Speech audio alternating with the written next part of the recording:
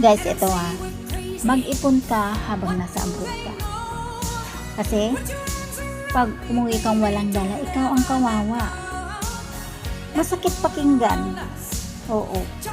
Pero maraming OFW ang biktima dito.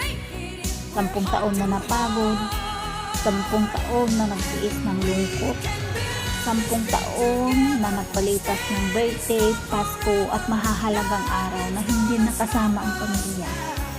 Pero pag uwi, walang ipon, walang negosyo, walang lupa, walang bahay, walang planong sasalo sa kanila.